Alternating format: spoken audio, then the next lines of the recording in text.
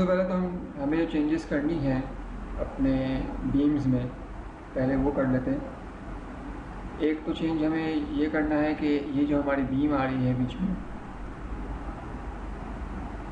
इसे हम डिलीट करना है। तो हम इस पर अगर क्लिक करें और डिलीट का बटन प्रेस करें तो ये डिलीट हो जाएगी। इसके बाद हमें यहाँ पर और यहाँ पर बीम्स चाहिए, तो हम बीम्स के टूल पे जाएंगे और left to right beams place कर देंगे।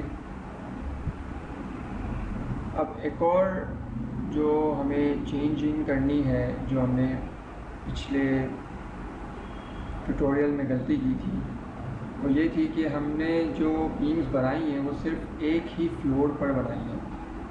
जैसे कि देख सकते हैं कि ऊपर लिखा हुआ है स्टोरी 3। अगर हम इसके 3D व्यू पर जाएं तो हम देख सकते हैं कि सिर्फ एक ही स्टोरी पर बीम्स और कॉलम्स प्लेस हुए हुए हैं, बाकी स्टोरीज पर कॉलम और बीम्स प्लेस नहीं हुए। तो इसके लिए एक तरीका ये होता है कि जब हम बीम और कॉलम्स बना रहे हों तो हम सिमिलर स्टोरीज सेलेक्ट कर लें। तो अब तो हमने बना ली, तो अब इसका तरीका ये है कि हम अपनी सारे कॉलम्स और बीम्स को सेलेक्ट करें। इसके बाद एडिट और रेप्लिकेट पे जाएं। यहाँ पर स्टोरी के ऑप्शंस में हमें दिया हुआ है स्टोरी 3, 2, 1। हम चाहते हैं कि हमारी ये बीम्स और कॉलम्स 2 और 1 स्टोरी पर कॉपी हो जाएं, रेप्लिकेट हो जाएं। तो हम 2 पर क्लिक करके कंट्रोल प्रेस करके 1 पर क्लिक करें, तो इससे दोनों स्टोरीज सेलेक्ट हो जाएंगी और ओके कर दें। अब हम 3D व्यू पे जाते हैं, तो आप देख सकते हैं कि थ्रू आउट कॉलम और बीम्स बन चुकी हैं। वापस हम प्लान पे जाते हैं। अब हमारा नेक्स्ट काम है स्लैब्स बनाना। ये हमारी बीम्स और कॉलम्स तो हो गए, अब हम स्लैब्स बनाएंगे। स्लैब बनाने से पहले हम एक काम ये कर लेते हैं कि अपने सिमिलर स्टोरीज सेलेक्ट कर लेते हैं, ताकि हम एक ही स्टोरी पर जब स्लैब बनाएं तो बाकी तमाम स्टोरीज पर वो रेप्लिकेट ऑटोमेटिकली हो जाए। स्लैब बनाने के लिए हम टूल यूज़, यहाँ पर एक टूल दिया हुआ है ड्रॉ रेक्टेंगल एरियाज, इस पर क्लिक करते हैं। अब यहाँ पर हम प्रॉपर्टी सेलेक्ट करेंगे अपनी स्लैब 1, इस पर क्लिक कर देते हैं। उसके बाद हम इस ग्रिड पॉइंट पे क्लिक करके और ड्रैग करेंगे और दूसरे पॉइंट पर आकर इसको छोड़ देंगे। इस तरह हमारी जितनी स्लैब्स हैं उन्हें हम प्लेस करेंगे।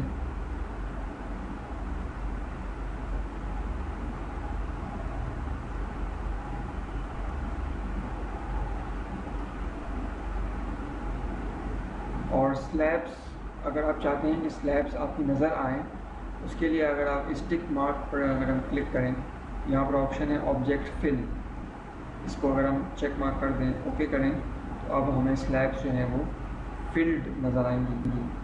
वापस हम अपने टूल पे जाते हैं और मज़ीद जो स्लैब्स हैं बची हुई उनको हम प्लेस करते हैं।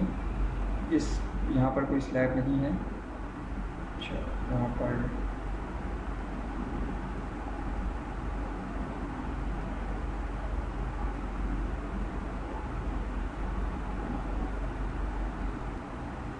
इस तरह हम अपनी सारी स्लैब्स 4 कॉलम्स के दरमियान बना लेंगे सारी स्लैब्स। अब एक स्लैब हमारे पास ये रह गई है, ये बड़ी सी स्लैब है। तो इसको बनाने के लिए हम रेक्टेंगल टूल का इस्तेमाल तो नहीं कर सकते, इसके लिए हम इस्तेमाल करेंगे अपने इस टूल का ड्रॉ एरियाज। अब इसकी मदद से हम अपनी स्लैब बनाएंगे। इसमें हमें ख्याल ये रखना है कि हम अपनी स्लैब काउंटर क्लॉकवाइज बनाएंगे। अब वो किस तरह बनाएंगे वो देखते हैं।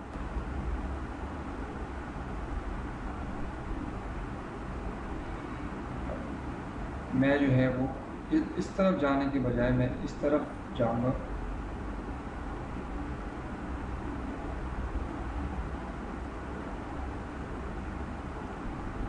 और पॉइंट्स पर क्लिक करता रहूँगा।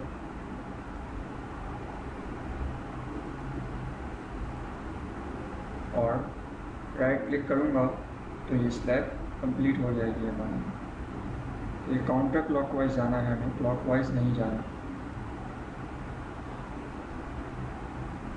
तो अगर हम अपना चेक करना चाहें कि हमने कोई गलती तो नहीं की स्लैब्स में, उसका एक तरीका ये होता है कि अगर हम अपने बिल्डिंग ऑप्शन में जाके एरिया लोकल एक्सिस पर अगर हम क्लिक करें तो आप देख सकते हैं कि सारी स्लैब्स की एक्सिस सेम है, यानी हमने स्लैब्स सही बनाई है। अगर मैं इसको क्लॉकवाइज बना था तो इसके एक्सिस जो है वो डिफरेंट डायरेक्शन में होते, जो कि सही नहीं होता। इसको वापस जाकर हम ऑफ कर देते हैं। स्लैब्स बनाने के बाद हम लोग अपने लोड केसेस डिफ़ाइन करेंगे, तो हम डिफ़ाइन पे जाकर स्टैटिक लोड केसेस पे क्लिक करते हैं। यहाँ पर देख सकते हैं कि हमारे पास ऑलरेडी डेड और लाइव लोड डिफाइंड हैं, इनको तो हम ऐसे ही छोड़ देंगे।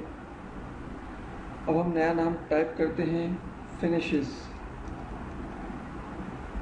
डेट, इसको हम डेट को सुपर डेट कर देते हैं और इसको 0 ही रखेंगे और क्लिक करेंगे ऐड न्यू लोड पर। तो अब ये हमारा न्यू लोड डिफाइन हो गया। अब हम वॉल लिखेंगे, इसको ऐसे ही छोड़ देंगे, ऐड न्यू लोड। अब अर्थक्वेक का लोड हमें डिफाइन करना है, तो EQX यानी ये X डायरेक्शन में होगा। क्वेक सेलेक्ट करेंगे और ऑटो लेटरल लोड में हम UBC 97 सेलेक्ट करेंगे, ऐड न्यू लोड। फिर EQY इसको कर देंगे और बाकी सब वैसे ही रखेंगे, ऐड न्यू लोड। अब EQX को सेलेक्ट करके हम मॉडिफाई लेटरल लोड पर जाते हैं। यहाँ पर ये ऑलरेडी X डायरेक्शन में है, इसको ऐसे ही छोड़ देंगे। टाइम पीरियड में हम CT की वैल्यू 0.03 होती है कंक्रीट स्ट्रक्चर्स के लिए और R की वैल्यू 5.5 होती है intermediate moment resisting frame systems के लिए। और सीस्मिक जोन फैक्टर हम लोग 0.2 लेंगे क्योंकि हमारा जोन 2B है, इसलिए। अब इसे हम ओके कर देंगे। Y में जाएंगे, Y में भी मॉडिफाई करेंगे। यहाँ पर हम डायरेक्शन इसका Y डायरेक्शन कर देंगे, इसको वापस हम 0.03 कर देंगे, 5.5 कर देंगे इसको और इसको 0.2 कर देंगे। ओके, तो ये हमारे लोड्स केसेस डिफाइंड हो गए हैं।